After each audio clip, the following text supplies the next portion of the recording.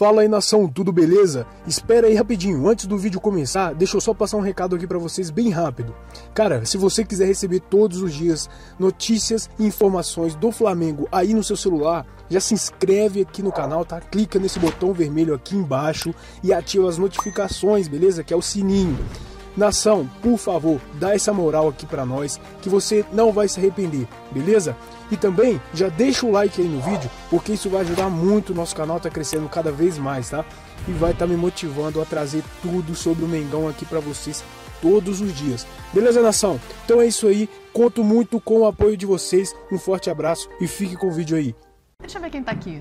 Temos o Michael de um lado. Eu acho que a gente tem que conversar direito sobre isso. Temos o Pedro do outro. A gente vai voltar nessa história de fichamento, mas agora eu quero falar de Flamengo, porque a gente está falando aqui, né? Perder pontos para o Juventude, não somar pontos contra o Juventude, pode ser um problema para um time que ainda almeja o Campeonato Brasileiro, o tricampeonato brasileiro, no caso do Flamengo. Mas vamos dar uma olhada nessa escalação aí. A gente estava falando da questão defensiva do Palmeiras e eu fiz uma ponderação aqui falando de entrosamento e tal. Quero saber o que vocês pensam sobre essa equipe do Flamengo. Eu sei da força do elenco, e aí a gente pode voltar pro gol. Mínimo diferente isso aí. Não, calma que eu vou botar no ponto. Tem o Diego Alves podendo voltar pro gol ali, o Mateuzinho na direita, o Rodrigo Caio, o Léo Pereira, o Gustavo Henrique talvez se recupere também, mas não se sabe quem vai ser o titular. O Felipe Luiz na esquerda. O Arão de primeiro homem, a expectativa é Thiago Maia de segundo, Andrés Pereira de terceiro, Michael na esquerda, Pedro na frente e na direita a dúvida é Kennedy ou Rodinei jogando de ponta. O meu ponto é o entrosamento, Pedro. É só o entrosamento, eu não tô falando de qualidade de elenco. O meu ponto, Dani, é porque eu não consigo enxergar ainda, mas obviamente o Renato deve ter alguma boa explicação, se ele vier a falar depois, mas o Mateuzinho com o Rodinei, será que ele fecha o Felipe Luiz numa linha de 3, espeta o Mateuzinho, mas espeta o Rodinei também?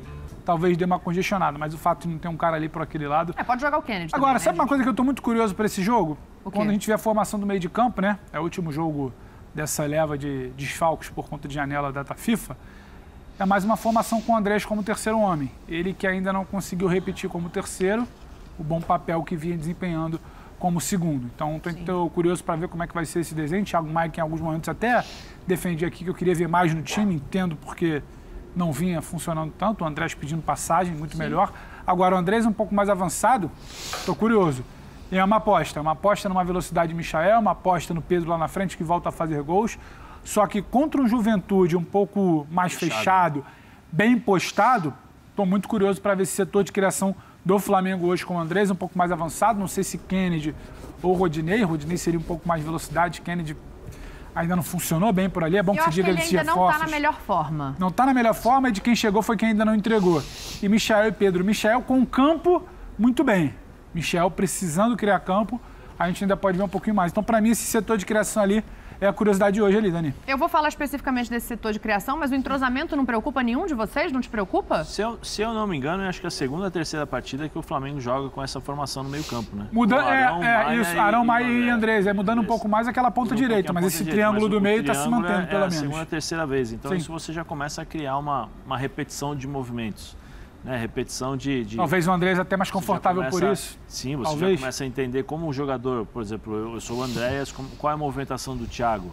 Quando teve tal situação, ele se movimentou ali, ele se escolheu, onde é que vai a bola? O Arão já faz a leitura de onde eles estão e aí já começa a se posicionar melhor.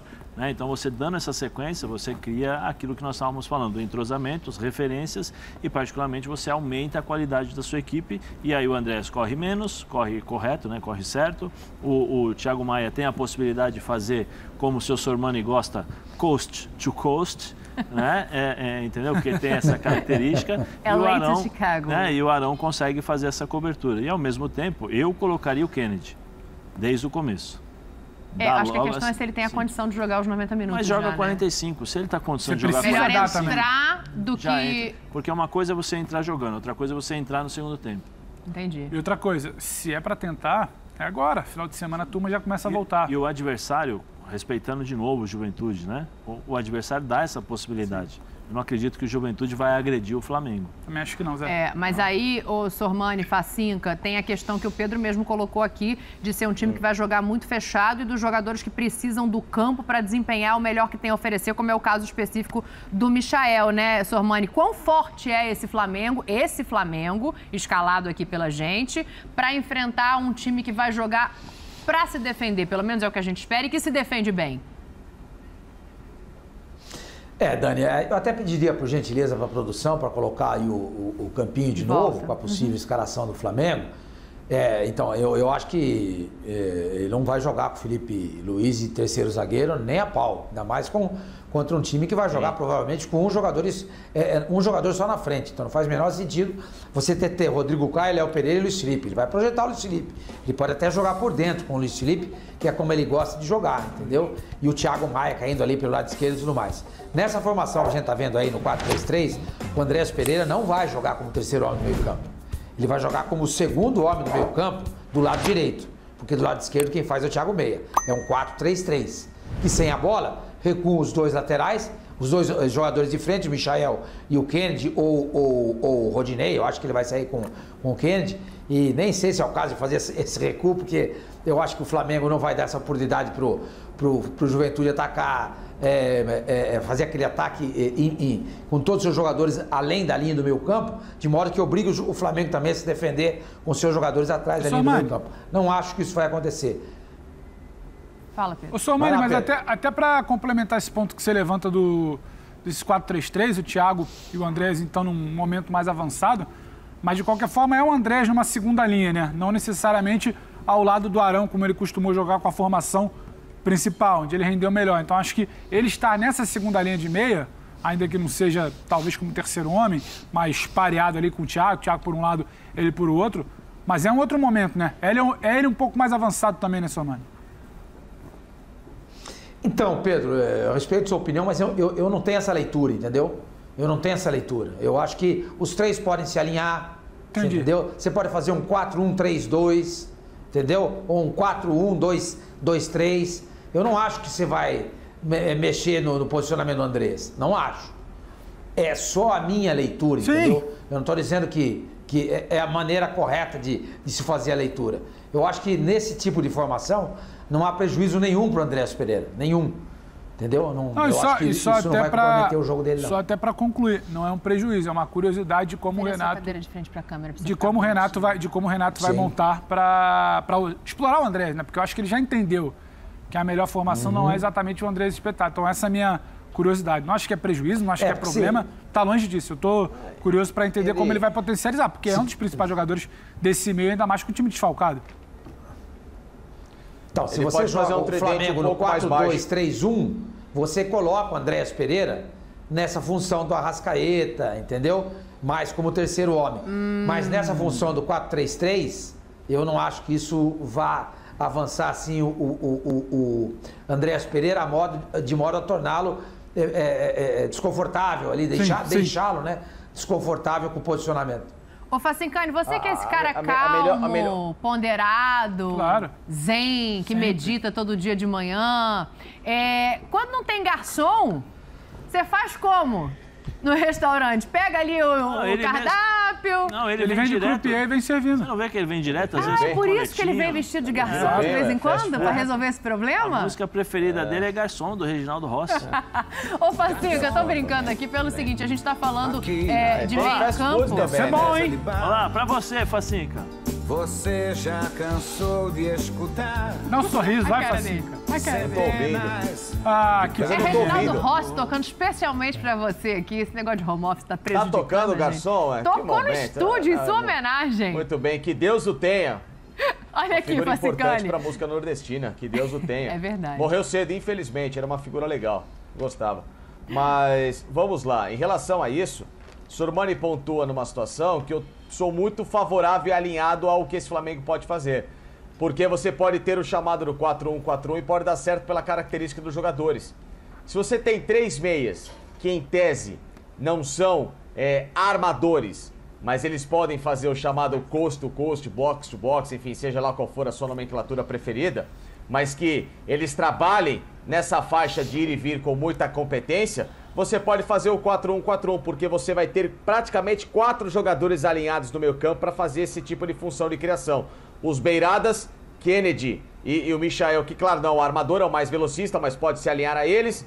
Você pode subir o Arão com o Andreas e fixa o Maia para ser a base deles. Na retomada, volta o Maia com o Arão. E aí você tem os 3 jogadores espelhados e alinhados para fazer a função defensiva. Então você não precisa necessariamente deixar o Andreas isolado à frente, por mais que ele possa ser trabalhado para isso, mas se tudo bem, não há tempo hábil para tal, você pode ter os 4 jogadores, Andreas, menos isolado, mais alinhado com o Arão. Arão, você então se equivalha com o Andreas no setor esquerdo ou direito do campo e vocês fazem essa mecânica de ir e vir, deixando a base para o Thiago Maia.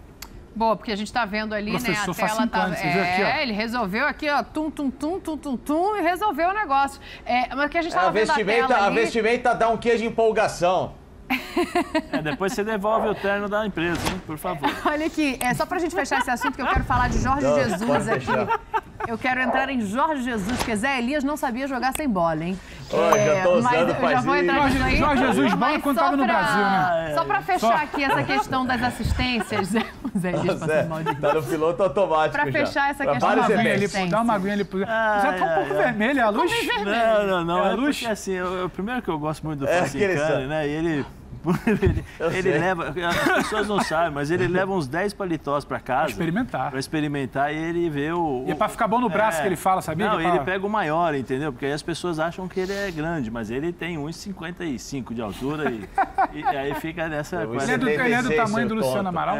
Hã? Ele é do tamanho do Luciano Amaral? Menor. Falar de futebol aqui e aí depois falou do Jorge Jesus, né? Sobre a questão eu vou chegar no Jorge Jesus, mas só pra gente fechar essa questão das assistências, porque ali, ó, as ausências estão aqui, ó, no nosso rodapé.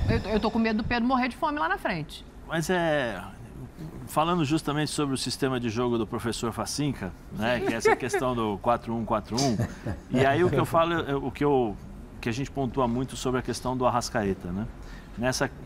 O Juventude vai jogar com as linhas bem fechadas, bem próximas, todo mundo ali.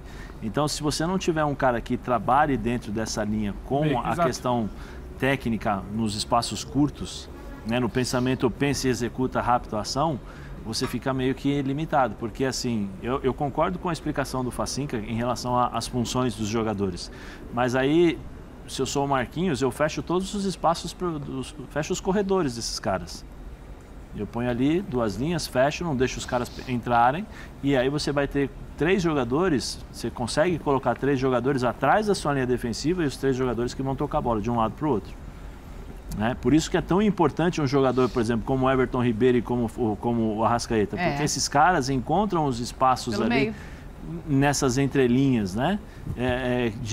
Das jogadas curtas, das jogadas do improviso, de segurar a bola, sofrer a falta, de se posicionar atrás, por exemplo. Atrai e deixa quem passa. Sim, vou tentar dar chamar mais de um. Vou tentar dar um exemplo, talvez, que o Juventude possa fazer, mas aqui, numa das partidas mais fantásticas do Flamengo foi contra o Corinthians na Arena Corinthians. No primeiro tempo. Verdade. O que acontecia? O Corinthians fechava as linhas, só que tanto o Arrascaeta como o Everton, eles trabalhavam em termos de movimentação. Não, eles invertiam até o lado.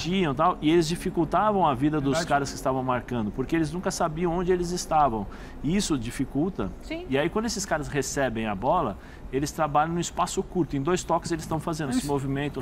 Então, por isso que o Flamengo sente muito a ausência desses caras em relação a quando os jogos são contra as equipes que se fecham bastante. Né? O que o Facincani falou é uma coisa que o Flamengo tem e pode utilizar bastante. Por que o Andréas tem a dificuldade de jogar quando joga mais à frente? Porque ele não está acostumado a jogar de costas. Então, quando ele está de costas, quando ele girar e achar o espaço. Quando ele gira, já tem um volante, né? Um primeiro, um segundo volante, o cara que está fechando. Então, tem muitas possibilidades que esses caras conseguem criar, né? Mas eu acho que assim o Flamengo vai sentir um pouquinho essa falta, mas aí entra a questão da força. Talvez com o Rodinei e com o Kennedy, jogando pelos lados e forçando isso, né? Mateuzinho, Kennedy, forçando a ultrapassagem. E aí o Felipe Luiz não fecha como zagueiro. O Felipe Luiz faz aquilo que o seu Sormani falou aquele um dia quando foi 2 dias atrás, quando o seu Sormani falou sobre o Ramon, ele vem por dentro. Então ele passa a ser. Já é característica dele, né? Já é característica. Então o Flamengo passa a ter um homem a mais por dentro para a criação. O Felipe Luiz, inclusive, quando está sem a Arrascaeta, ele tem tido um papel muito fundamental. Ele vem por dentro. Ele dá essa inteligência que se falta ali muitas vezes. E o Felipe é o cara que... E o Felipe, junto com o Arão, é o cara que encontra esses jogadores entre as linhas. Muitas vezes ele mesmo.